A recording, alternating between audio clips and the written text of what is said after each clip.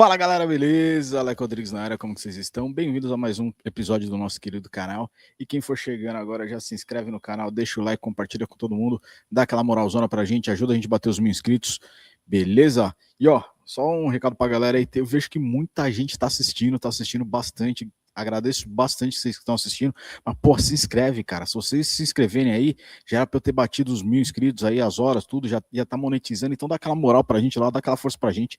Fechou, galera? E seguinte, galera, a gente vai reagir hoje a um vídeo meio polêmico, tá?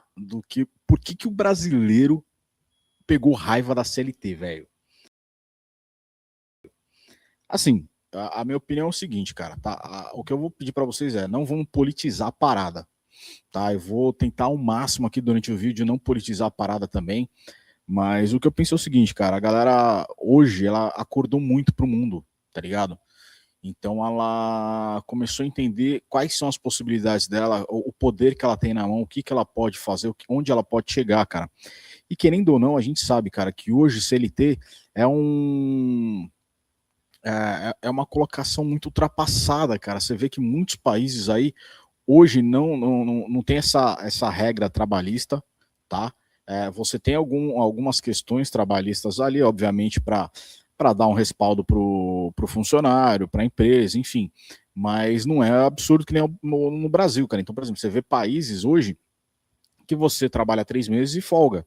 Você consegue tirar férias. Então você tira ali uma semaninha, 10 dias de férias, aí você volta a trabalhar mais 3 meses, aí tira mais uma semaninha, 10 dias de férias, e assim vai indo, cara. Então, e hoje muitos países aí, cara, principalmente na Europa, cara, em si, você trabalha por hora, cara. Então você escolhe quanto tempo você quer trabalhar. Obviamente que tem suas regras ali para não virar uma bagunça. Então, por exemplo, você tem o part-time, o full-time, enfim.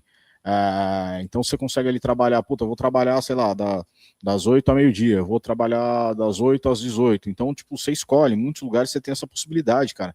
E não é que nem no Brasil, que o Brasil próprio ele te obriga a trabalhar seguindo as regras dele, cara. Então isso eu acho que não é tão democrático, tá ligado? Então acho que hoje a gente precisaria rever muito mais isso aí e entender também, hoje está muito mais explícito por que o brasileiro em si não é que pegou raiva, mas não aceita mais esse tipo de modalidade de trabalho, cara, tá? Esse é meu ponto de vista, mas vocês comentam aí, lembrando que não é política, tá? Não vamos politizar a parada, nem fazer encrenca, nem nada, beleza, galera? Que aqui é só paz e amor, fechou? Então bora lá para mais um vídeo, galera. Não se esquece, se inscreve aí, hein?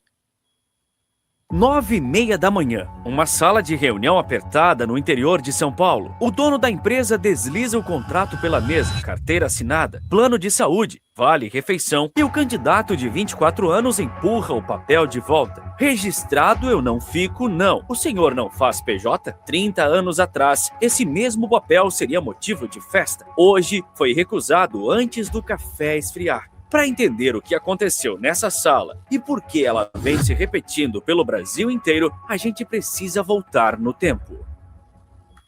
Cara, é exatamente isso que eu tava falando, cara. A galera não quer mais aceitar a CLT. Hoje é muito mais vantajoso você ter o seu trabalho PJ, tá?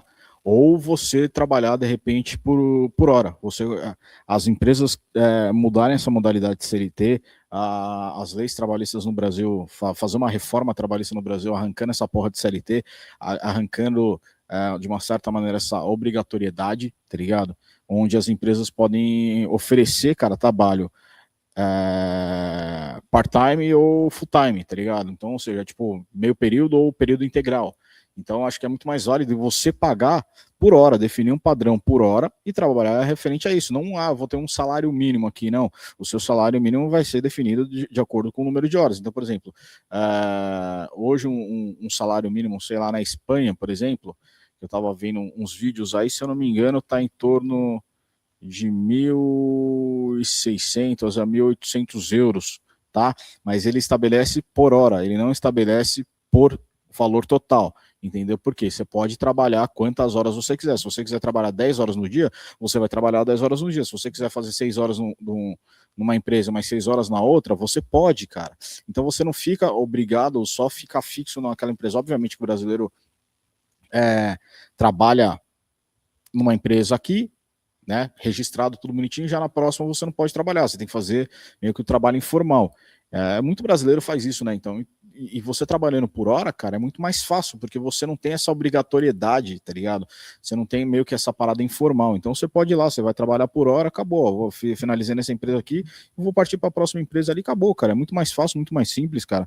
E obviamente você vai ter obedecer às regras ali da própria empresa também, né, cara? E sempre vai ter uma lei trabalhista ali que vai falar, opa, calma aí, o funcionário também ali, o trabalhador também tem um direito ali, não vamos extrapolar, entendeu? Mas também não é esfolar os dois lados, entendeu? E, ó, segue o canal Maestria de Negócios, hein, galera? Fala que vocês vieram pelo Leco Rods aqui, fechou?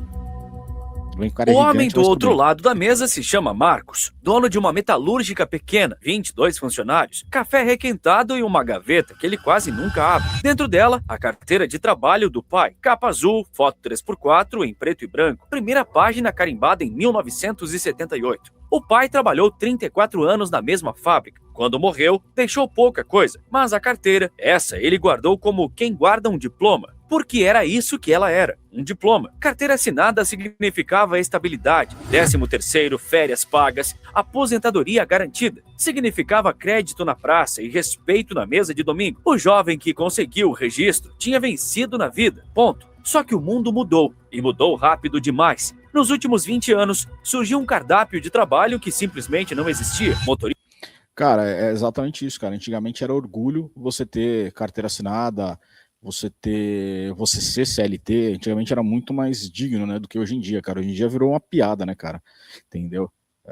Comenta aí o que vocês acham sobre aí, cara. Mas pra mim hoje em dia CLT em si assim virou uma piada, cara. De aplicativo, entregador, vendedor de marketplace, editor de vídeo, social media, barbeiro com agenda lotada pelo Instagram, montador de móveis encontrado num clique, diarista, afiliado, criador de conteúdo, milhares de formas de gerar renda sem pedir permissão a ninguém. E o emprego registrado continua praticamente igual, mesma jornada, mesma lógica, mesmo desenho de 1943, o ano em que a CLT nasceu, num Brasil onde a maioria das pessoas ainda vivia no campo. Agora, os números. Em 2025, o Brasil bateu recorde, 3,8 milhões de novos MEIs abertos num único ano. O país já soma mais de 16 milhões de microempreendedores individuais e 25,9 milhões de brasileiros trabalham por conta própria. Pra você ver a possibilidade, cara, que hoje o mercado dá pra gente, né, cara? O mundo cresceu, o mundo se atualizou, o mundo se renovou, digamos assim, de uma certa maneira, cara, e criou novas formas de trabalho. Então, por exemplo, eu, graças a Deus, hoje estou aqui falando com vocês aqui, gravando meu vídeo, e hoje eu não me considero influenciador digital, eu me considero empresário, porque, querendo ou não, já tive empresas, ainda tenho empresas, eu trabalho também na internet, tá? Eu tenho marketplace também, enfim. Mas já trabalhei com lugares físicos também, cara. Mas hoje, cara, a estabilidade que o trabalho da internet te dá é muito grande, cara. É muito grande. Então, por exemplo, eu tenho esse canal no YouTube aqui, eu tenho Desvendando Sabores também, que tá parado, mas em breve eu pretendo retomar. E hoje eu tenho o meu trabalho aqui nas marketplaces, cara. Então hoje a marketplace me trouxe uma estabilidade onde eu posso trabalhar eu e minha esposa dentro de casa, eu faço meus próprios horários e eu consigo fazer tudo que eu quiser, cara. Sendo que hoje eu posso trabalhar dentro da minha casa, no conforto da minha casa, e fazer tudo de dentro de casa, cara. Então hoje isso é uma vantagem que a gente tem no mundo da internet, no mundo online, cara, que é muito melhor, cara, é muito, digamos assim, muito mais saudável, entendeu? Mas você não sai de casa? Eu saio de casa para fazer o que é preciso, cara. Então eu saio para passear, eu saio para viajar, eu saio para fazer compra, eu tenho todos os meus horários muito tranquilo. E muita gente hoje faz isso, cara. E eu acredito ainda muito mais que influenciador digital também hoje em dia, cara, tem pareado aí com os trabalhos tradicionais, digamos assim, tem muita dor de cabeça também, cara, porque não é tão simples. Você vê para gravar um vídeo aqui hoje em dia, cara, o quanto a gente demora para, por exemplo, eu e outras pessoas que fazem vídeo como eu para a internet, trabalham por conta própria, cara, eu para gravar aqui, para chegar numa gravação concreta para vocês aqui, puta, é 3, 4 horas para fazer um vídeo, cara. Entre você pesquisar o vídeo que você vai gravar, fazer o roteiro, fazer a edição de vídeo, a gravação em si, porque você começa, recomeça, vai, corta, faz, muda tal. Então, assim, não é tão fácil. E edição de vídeo, hoje em dia, eu tive que aprender na marra, cara, porque era um custo muito alto que eu não poderia arcar agora no momento, e eu falei, puta, eu vou aprender, e aprendi a fazer o básico, e o básico tá funcionando para mim, tá ligado? E graças às inteligências artificiais que tem hoje em dia, cara, a gente poupa muito, cara, poupa muito. Então, assim, cara, o trabalho em si do mundo tá mudando. Então, se a CLT não sai fora e o governo com as empresas começarem a se reciclar, cara, puta, eles vão afundar e muito, cara. E aí vai continuar essa guerra com a rapaziada aí, com a galera, que quem trabalha com CLT sabe do que eu tô falando, né? 1 em cada 4 ocupados. O Datafolha mediu a temperatura dessa mudança. Em 2022, 77% dos brasileiros preferiam carteira assinada. 3 anos depois, 67%. 10 pontos evaporaram. E entre os jovens de 16 a 24 anos, a inversão já é completa. 68% preferem ser autônomos. Marcos sente isso na pele. Anuncia vaga. Aparece pouca gente. Dos que aparecem, metade pergunta se pode ser PJ. Ele culpava a geração preguiçosa. Culpou por anos. Até fazer uma conta que demoliu tudo o que ele pensava. Porque essa conta tem um personagem que quase ninguém enxerga. Um sócio invisível, que senta em todas as mesas de contratação do país e cobra dos dois lados ao mesmo tempo. Guarda esse sócio. Ele é o verdadeiro protagonista dessa história. E tira de todo lado, cara. Isso que é absurdo. Depois de mais uma recusa, Marcos fez o que todo empresário encurralado faz. Abriu a planilha. A vaga pagava R$ 3.500 registrados. Mas não é isso que sai do caixa dele. Em cima do salário entra a contribuição patronal ao INSS, 20%, FGTS, 8%, seguro contra acidente de trabalho, Sistema S, SESI, Senai, Sebrae, quase 6%, provisão de férias, mais o terço constitucional, 13º, multa de rescisão, vale transporte. É muita no coisa, fim da cara. coluna, o número Absurdo. frio. Para pagar R$ 3.500 de salário, a empresa desembolsa perto de R$ 6.000 todo mês. Não é exagero de empresário. Dependendo do regime tributário, um salário de R$ 3.000 pode gerar um custo real acima de R$ 6.100. Muito mais mais. de 100% em cima do valor que aparece na carteira. As pessoas não querem mais trabalhar, acordar de manhã para ganhar um salário mínimo, e o patrão tá pagando uma porrada lá não tá pagando o salário mínimo, né? Tá pagando muito mais por causa dos encargos na folha trabalhista, e de fato um salário mínimo não paga nada, não dá para você pagar o aluguel e o supermercado. Cara, e isso que é uma parada bizarra. Pega hoje uma lojinha de bairro aí, uma lojinha de bolo, que existe muito hoje, uma doceria que existe muito hoje por aí. Se eles faturam 15, 20 mil por mês, eles têm um funcionário ali, um salário mínimo hoje está o quê? R$ 1.600? Se for colocar ali na ponta do lápis, são quase 1.600, tá 3.200 ali, se ele for colocar, é quase 3,5, tá? 3,5, mais os custos, uma porrada de coisas que ele vai ter. O cara não fatura, cara. Ele simplesmente se ferra. Então não tem como, cara. Então você imagina, como que a gente consegue sobreviver hoje, tá? A galera tem que botar todas as contas na ponta do lápis ali, cara. Mas imagina você pega uma empresa pequena aí, cara, mano, acabou. A empresa, se ela for pagar todas as tributações que tem que pagar, cara, a empresa não vive, cara, ela fecha na hora. Conta, se você pagar para o funcionário R$ 10.000 registrado em carteira, você, empresário, está gastando 18 mil. Dos 10 mil, ele vai receber 7.500, mais ou menos, né? Desses 7.500, 3.500 é imposto que ele vai pagar sobre tudo que ele comprar a partir de agora. Quer dizer, um salário de 10 mil sai para o empresário 18 mil e para o empregado R$ 3.500. Agora vira a Absurdo, câmera cara. pro outro lado da mesa. O funcionário não leva os R$ 3.500 para casa. Do bruto sai o INSS dele. Sai imposto de renda quando há. Sai a fatia do Vale Transporte. No bolso chega algo na casa de R$ 3.100, R$ 3.200. Os valores variam conforme o caso, mas a lógica é sempre a mesma. Coloca você nessa cadeira. Você trabalha o mês inteiro, olha o contra-cheque, vê os descontos, e do outro lado da parede tem um patrão olhando outra planilha, convencido de que gasta uma fortuna com você. E sabe o que é pior? Vocês dois estão certos, porque entre os 6 mil que saem da empresa e os 3.200 que chegam ao trabalhador, existe um vão de quase R$ 3.000. Todo mês por funcionário. Então, mas essa colocação que ele fez, cara, o empresário, ele vê o tamanho do custo que ele tem com o funcionário. Não, ele não tem com o funcionário, tá? Ele não tem com o funcionário, ele tem com o pseudo sócio ali, né? Que eu falei que eu não ia falar de política, eu não vou falar, mas o pseudo sócio que a gente tem, cara, ele tem o custo, é com ele, entendeu? Porque leva uma mordida e faz o quê? O que entrega? O que essa PORRA faz, tá ligado? Não, mano, não entra na minha cabeça, cara, não entra. Como a gente tem tanta carga tributária no Brasil, cara, não consegue entrar na minha cabeça isso aí. O funcionário em si não dá despesa, quem dá despesa é a outra parte lá que arranca uma boa fatia gorda, tanto do empresário quanto do funcionário, cara. É foda. Quase um segundo salário inteiro que evapora no caminho entre quem paga e quem recebe. Mas isso vira direito, vira aposentadoria, alguém vai dizer. Parte sim. O FGTS é do trabalhador. Férias e 10º também. Só que boa parte do resto se dilui em contribuições, fundos e engrenagens que o trabalhador não vê, não escolhe e muitas vezes não sente voltar. O resultado... Aí eu te pergunto, por que o pseudo sócio tem que ficar com uma parada que é minha? Por que ele tem que decidir segurar meu dinheiro? Por que ele tem que falar o que vai fazer, quanto que eu vou receber, etc. Sendo que eu poderia receber tudo isso aí, a empresa poderia pagar tudo pro funcionário, e o funcionário vai lá e resolve o que quer fazer com o próprio dinheiro. Eu vou fazer uma aplicação aqui, vou comprar um negócio ali, vou investir em Bitcoin aqui, vou guardar debaixo do meu colchão.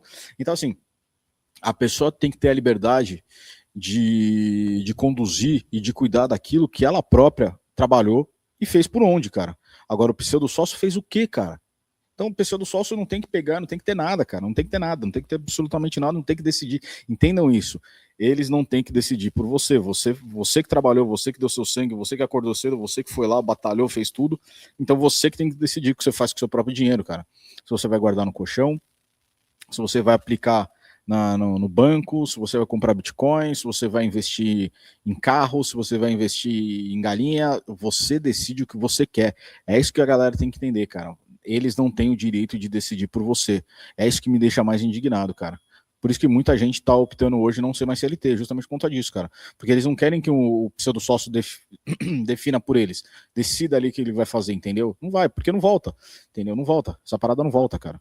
O resultado psicológico é um clássico brasileiro. O patrão jura que paga demais, o empregado jura que recebe de menos. Um acha o outro explorador, o outro acha o primeiro ingrato, e os dois brigam entre si há 80 anos, apontando o dedo pro lado errado da mesa. É aqui que a história vira de cabeça para baixo. Quando o Marcos terminou a planilha, ele entendeu uma coisa que reposiciona tudo o que você viu até agora. O vilão que ele enxergava no funcionário não existia, e o vilão que o funcionário enxergava nele também não. Os dois nunca foram adversários.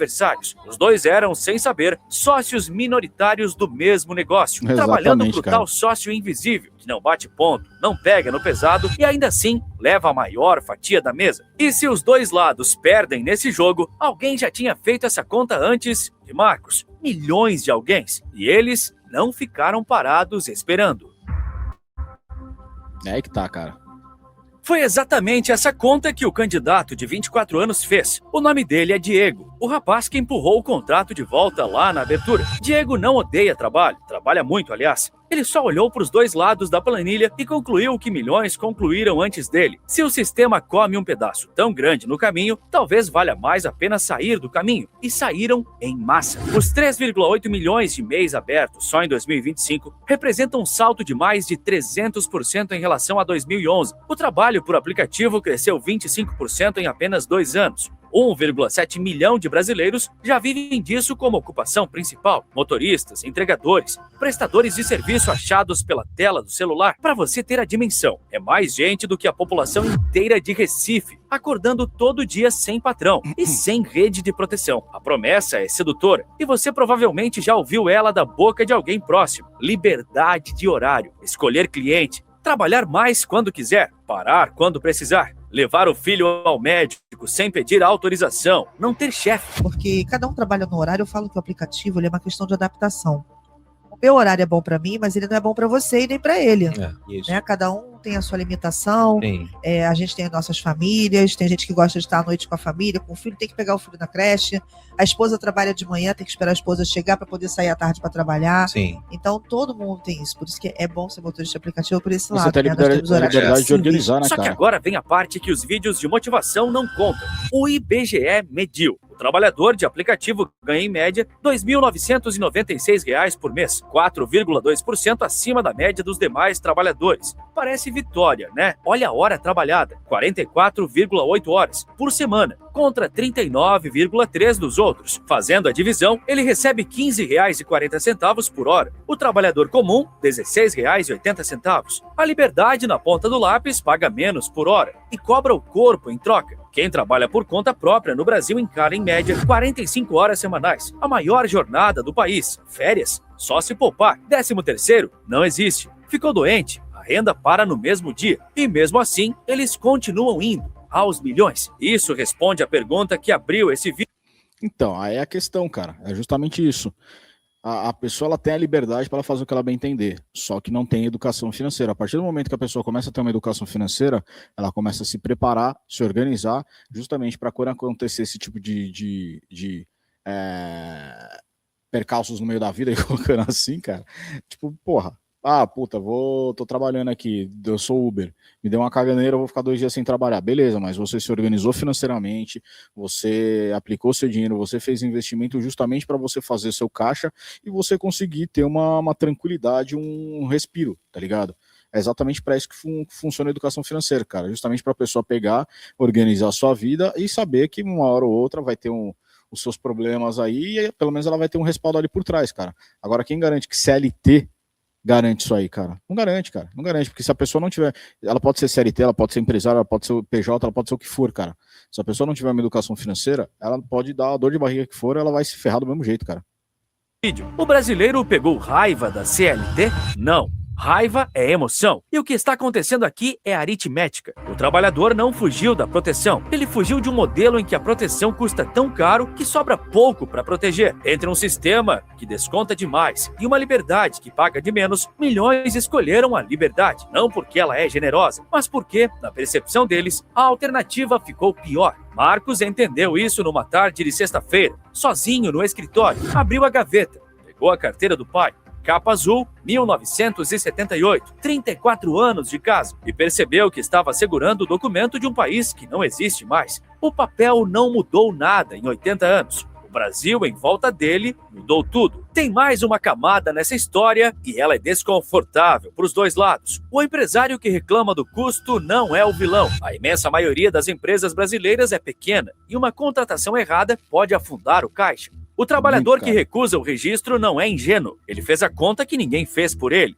E o sistema nem é maligno. Ele foi desenhado para proteger, em 1943, para um país de fábricas, apitos e êxodo rural. O problema é que ninguém redesenhou a máquina enquanto o país trocava de século. No fim, essa história não é sobre a preguiça de uma geração, nem sobre a ganância de um patrão. É sobre um contrato social que envelheceu e sobre milhões de pessoas votando com os pés, todos os dias, em silêncio, cada vez que abrem um CNPJ, em vez de assinar uma carteira. E tem um detalhe cruel nisso tudo: o sócio invisível não perde nunca. Quem fica na CLT paga. Quem sai descobre lá na frente que abriu mão da rede também. E que na doença, na velhice, a conta volta. Só que dessa vez é endereçada para ele mesmo. Então ficam as perguntas. Se 68% dos jovens já preferem trabalhar por conta própria, o que acontece com o país inteiro quando essa geração envelhecer sem FGTS, sem férias, sem aposentadoria formada? Educação financeira, o modelo de trabalho criado há mais de 80 anos, quando a maioria dos brasileiros nem vivia nas cidades, ainda serve para um país de aplicativos, CNPJs e trabalho remoto? E a última, essa é para você levar para casa. Se amanhã colocassem os dois papéis na sua frente, o registro e o contrato PJ, você tem certeza de que saberia qual assinar? Ou faria como Diego, como Marcos, como milhões, escolheria no escuro, torcendo para que o sistema não te alcance? Se esse vídeo te fez enxergar essa engrenagem de um jeito novo, faz o seguinte: manda para aquela pessoa que está exatamente agora decidindo entre a carteira e o CNPJ. E se inscreve no canal, porque história aqui não acaba, ela desdobra. Mas é isso aí, galera. Vou ficando por aqui. Não se esquece, ó, comenta, deixa o like, compartilha com todo mundo, se inscreve aí no Maestria, beleza? Vou deixar o link aqui na descrição. E é isso. Vou ficando por aqui, galera. Até o próximo vídeo. Lembre sempre, hein? Sem briga. Valeu, abraço, fui.